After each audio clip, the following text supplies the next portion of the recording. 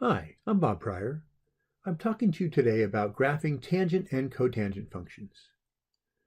Now, some of what I'm going to be talking about in this video today relies on you being familiar with how to graph sine and cosine, secant and cosecant functions, such as the ones you see right here. It's recommended that you first watch my videos for graphing sine and cosine, and also graphing secant and cosecant. Go ahead, I'll wait. Oh, you back? Great. Let's continue. Here is a chart of cotangent values from 0 to 2 pi, and I want to draw a y-axis and an x-axis to these values. I also want to recognize that wherever cotangent is undefined, such as at pi and 2 pi, that the graph will have a vertical asymptote. Yes, also on the y-axis itself. And let me go ahead and connect the actual values, and we can see what's happening is we get the shape of the cotangent function from 0 to 2 pi.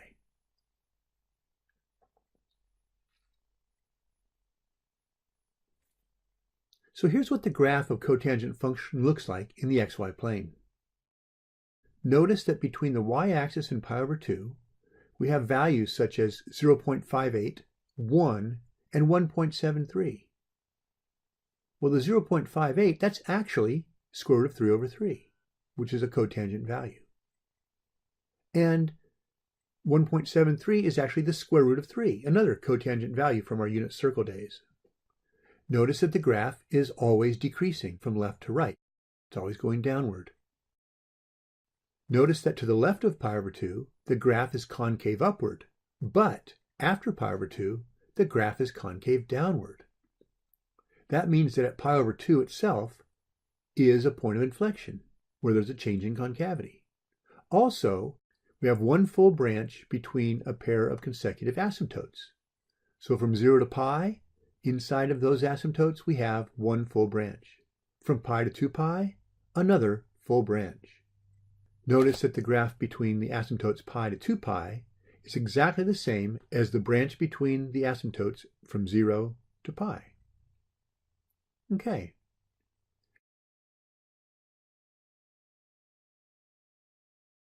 Here we have a chart of tangent values, and we're going to do the very same thing. Draw a y-axis at 0 radians, and draw the x-axis through the zeros.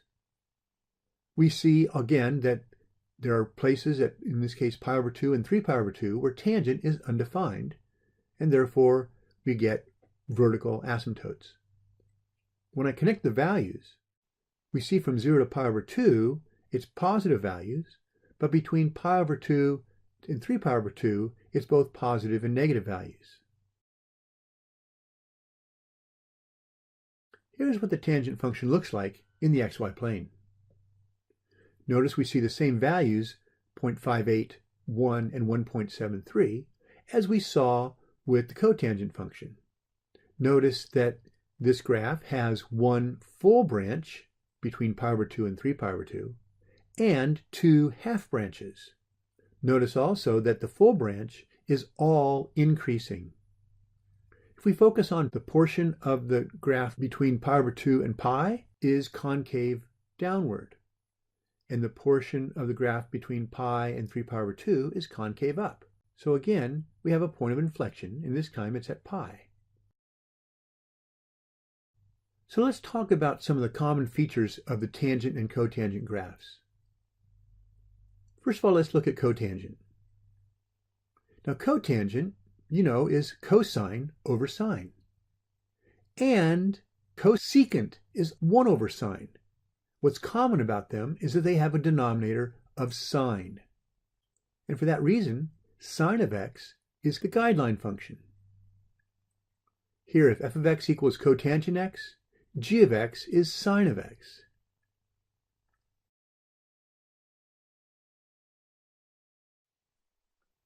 Now let's take a close look at this diagram, cotangent of x.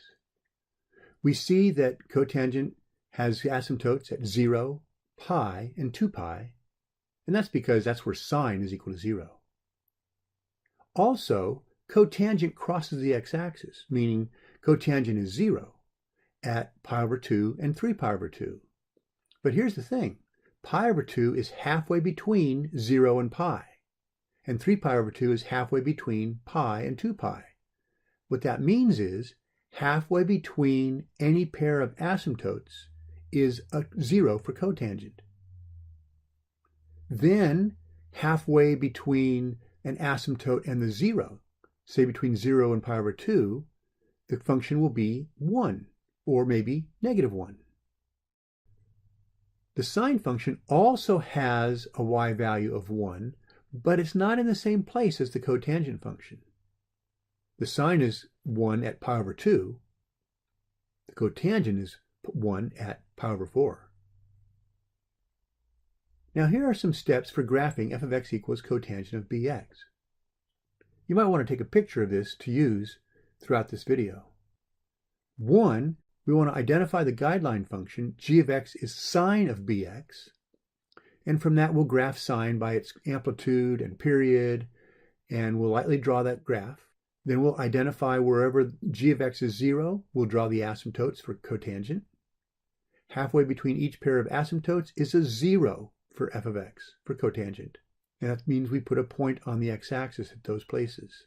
And halfway between a 0 and an asymptote, the function is either +1 or -1. So let's take a look at graphing two full branches of f of x equals cotangent of 2x. First, we'll identify g of x. G of x is the sine function, sine of 2x. Is this reflected? No. What's the period? It's 2 pi over 2. So the period is just equal to pi. So we find pi on the x-axis, and then we take half of that to get pi over 2, half again to get pi over 4, and then we multiply by 3 to get 3 pi over 4. And now we can graph an outline of sine of 2x, the guideline function. Start at 0, go up to +1, then 0, -1, and 0. And we'll draw in a dotted graph for the sine function. Now wherever the sine is equal to 0, cotangent has asymptotes. We see it at the y-axis, at pi over 2, and at pi. Halfway between each pair of asymptotes, the function is 0. So halfway between 0 and pi over 2 is pi over 4. Cotangent is 0 there. We'll put a point right on the x-axis at pi over 4. And we'll do the very same thing with 3 pi over 4. Then, halfway between the first asymptote and the first 0, between 0 and pi over 4, halfway there is pi over 8. Let's see what happens when we put pi over 8 into the f of x function. F of pi over 8 is the cotangent of 2 times pi over 8.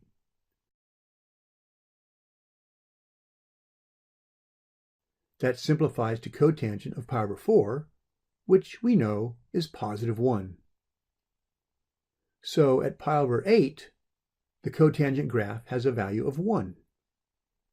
If we now find halfway between the pi over 4 and pi over 2, the 0 and the asymptote, that means we're going to get -1. And now we can graph the cotangent function. Coming down from the left side asymptote, through the 1, through the 0, that's all concave up. And then from the 0 on down through the -1, down to the negative side of the other asymptote, that's all concave down. And in between the next pair of asymptotes, we have exactly the same graph. We can put a 1 and a -1, and we can draw down from the left side asymptote to the 0, and then from the 0 down to the right side asymptote.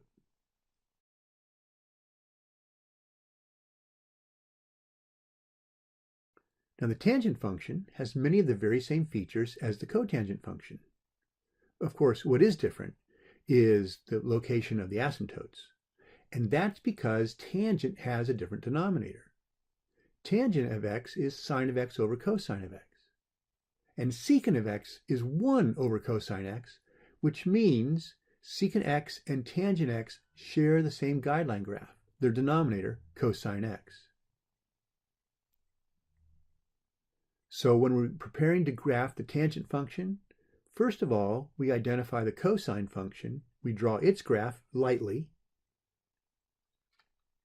And then we follow the same guidelines as we did for graphing cotangent. Wherever the cosine graph crosses the x-axis, meaning has a 0, that means that tangent has an asymptote. So at pi over 2 and at 3 pi over 2, tangent has an asymptote. Halfway between those asymptotes, tangent has a 0. Halfway between pi over 2 and 3 pi over 2 is pi, so there's a 0 at pi. Do notice, though, that in this structure, we get only one full branch. The other two are half branches. All right, let's take a look at the cosine function. Cosine is the guideline graph for tangent. Now, typically, we start a cosine function at an amplitude. On the y-axis, usually at 1. We get the 1, 0, -1, 0, and +1. And then we can lightly draw in the cosine function. And between 0 and 2 pi, cotangent has two zeros, one at pi over 2 and the other at 3 pi over 2. And these become asymptotes for tangent. However, we need one more asymptote so that we can have two full branches. And we can go to the left to negative pi over 2. And that gets us another 0 for cosine, but also another asymptote for tangent.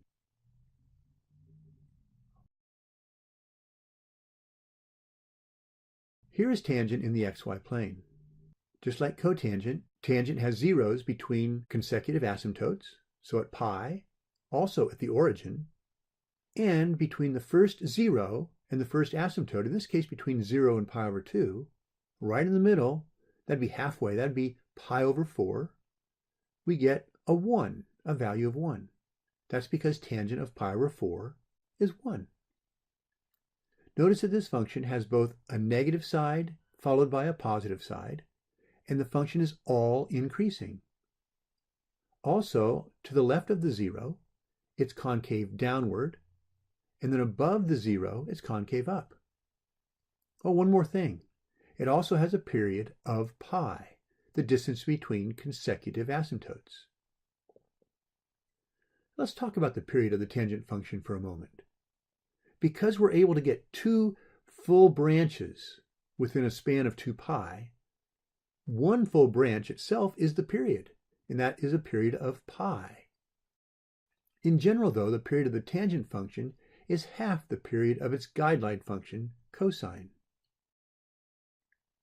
For example, if f of x equals tangent of 2/3 x, well, then g of x is cosine of 2/3 x. And the period of g of x, our guideline function, well, it's 2 pi divided by that 2/3. That's 2 pi over 1 times 3 halves. And the 2's divide out, and that becomes 3 pi. So that's the period for the guideline function cosine.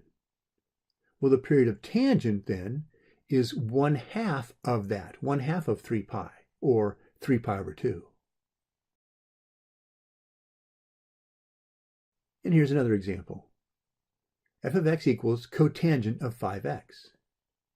In this case, that means that g of x is the sine of 5x, its guideline graph. And the period for sine function is 2 pi divided by 5. So what's the period for the cotangent function? It's half of 2 pi divided by 5. The 2's divide out, it's pi over 5.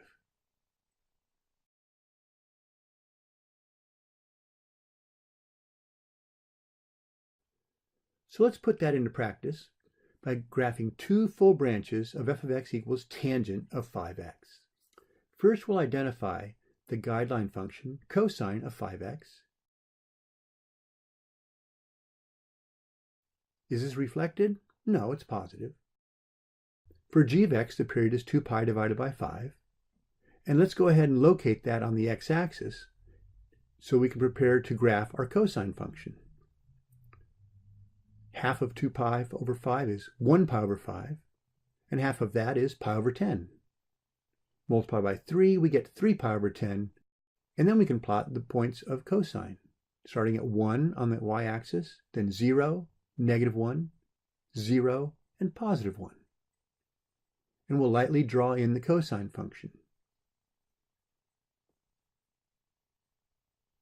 Now it's appropriate to find the asymptotes. At pi over 10, we have cosine is 0, but that means that tangent has an asymptote. Likewise at 3 pi over 10, cosine is 0, so tangent has an asymptote. But we need one more asymptote, so we'll go to the left onto the negative side at negative pi over 10. Cosine is 0 there, so again, tangent has an asymptote. In between each pair of asymptotes, right in the middle, is a 0. So between negative pi over 10 and positive pi over 10, we have a 0 at the origin, 0, 0. And between pi over 10 and 3 pi over 10, we have a 0 at pi over 5. Then, between the first 0 and the first asymptote, that's between 0 and pi over 10, right in the middle, the function will either be positive 1 or negative 1. Now the x value there you see is pi over 20. So let's put that into the f of x function. F of pi over 20 is equal to tangent of 5 times pi over 20.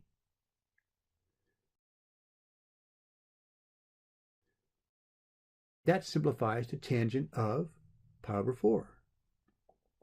Tangent of pi over 4 is positive 1. That means, when we go back to our graph, at pi over 20, the tangent function is positive 1. And because we know that the function is all increasing or all decreasing, then on the other side, it must be negative 1. Now we have these 3 points, and we can use the asymptote as a guideline for graphing the tangent function. It's going up to positive infinity there along the asymptote, but we're going to actually draw it coming down from infinity through the 1, through the 0, and through the negative 1, down to negative infinity on the left side asymptote. And between pi over 10 and 3 pi over 10, we have the exact same thing. So I'll put those points in at 1 and negative 1, and then draw its graph. We have 2 full branches here. Lastly, what is the period of f of x? Well, we take the period of g of x, the cosine function, and we saw that period was 2 pi over 5, and we divide by 2, or we multiply by 1/2. In this case, we get pi over 5. That's the period of f of x equals tangent of 5x. Okay, so it's possible for the tangent or the cotangent function to have a coefficient that's negative. It's a negative on the outside of the function,